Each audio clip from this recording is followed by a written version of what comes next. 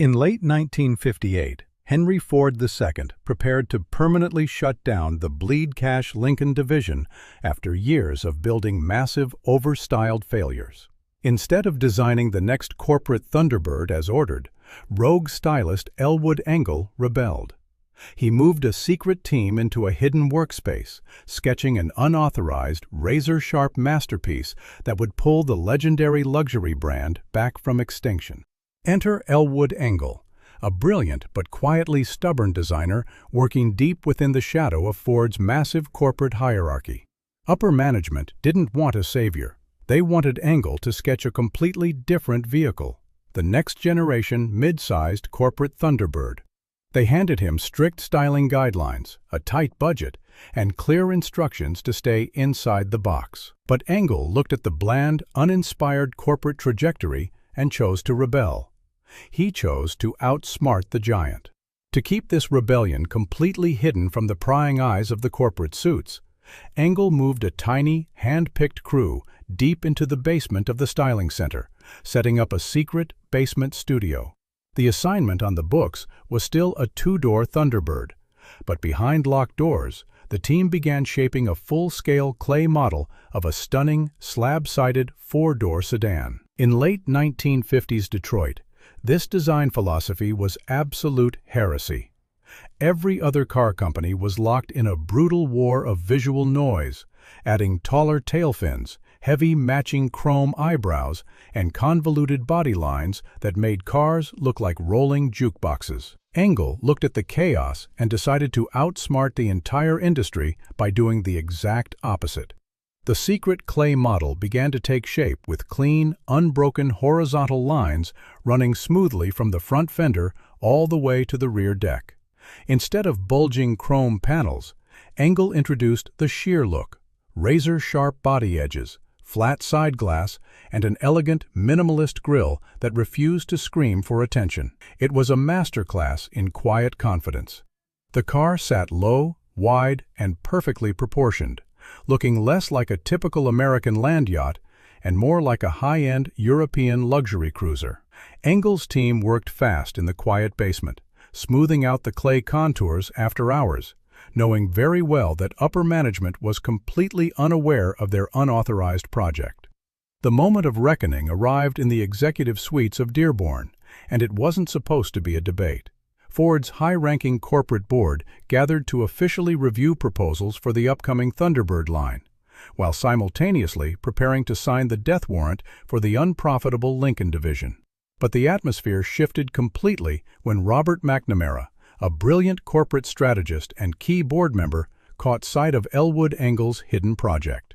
Standing in the corner of the studio, the sleek, understated four-door clay model looked like an artifact from a completely different era. It completely shattered the traditional design language of the day, rejecting garish chrome ornaments for clean, razor-sharp sophistication. McNamara, known for his calculating mind and eye for structural efficiency, stared at the clay prototype for a long time. He turned to the design team and stated plainly that the car was simply too beautiful, too elegant, and too stately to be used as a mere two-door sport coupe for the Thunderbird line. Instead, he saw an immediate, radical alternative. In a sudden twist that shocked the boardroom, McNamara used his immense corporate leverage to redirect the design toward the Lincoln program.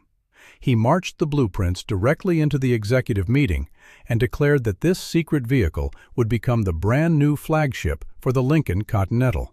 With that single boardroom maneuver, the execution order was canceled. The garish, money-losing land yachts of the late 1950s were instantly tossed into the scrap heap of history. Engel's rogue design had not only survived corporate scrutiny, but it had also helped secure the future of the Lincoln division. The 1961 Lincoln Continental was officially greenlit for production, pulling America's premier luxury house back from the edge of extinction before a single metal panel had even been stamped. Saving the brand on paper was one thing, but transferring Elwood Engel's sleek, clay vision into a functioning production car triggered an immediate engineering nightmare. Because the vehicle was originally developed on a much shorter, two-door Thunderbird chassis, Stretching the wheelbase to accommodate a four-door sedan created a critical layout problem. When engineers mocked up standard front-hinged rear doors, they realized the rear passenger entry was impossibly tight. The rear wheel arches cut deeply into the door opening, meaning passengers would constantly catch their feet, crush their clothes, and awkwardly stumble while trying to exit the vehicle.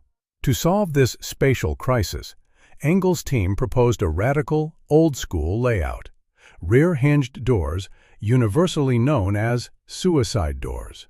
By hanging the rear doors from the back pillar rather than the center, passengers could simply step forward out of the vehicle with unmatched elegance. However, this layout terrified the safety executives. If a passenger accidentally unlatched a rear-hinged door at highway speeds, the oncoming wind resistance would violently rip the door open, potentially pulling the passenger out into the road.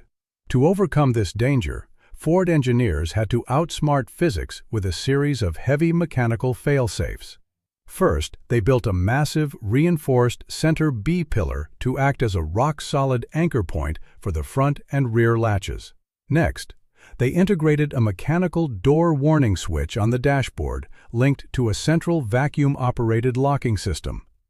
This system helped secure the doors completely shut the moment the transmission was engaged.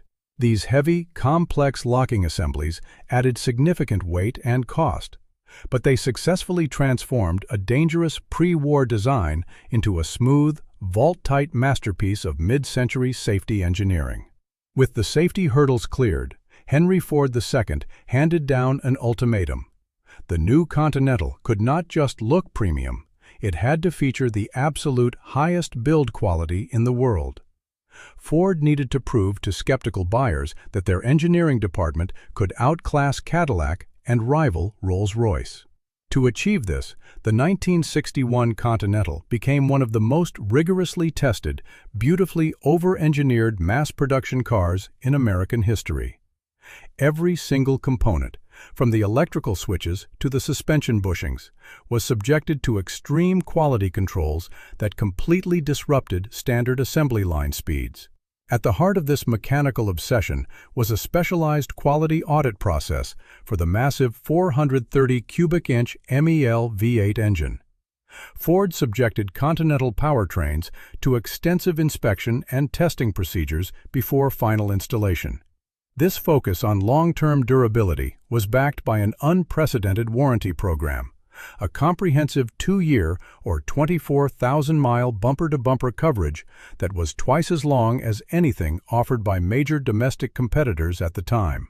The scrutiny did not stop at the factory doors. Once a Continental rolled off the line, it underwent a rigorous final inspection process.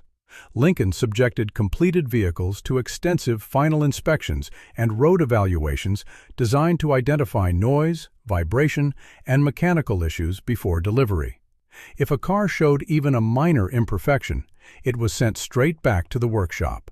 This level of individual attention resulted in a car that felt as solid and quiet as a bank vault, setting a legendary new benchmark for American luxury.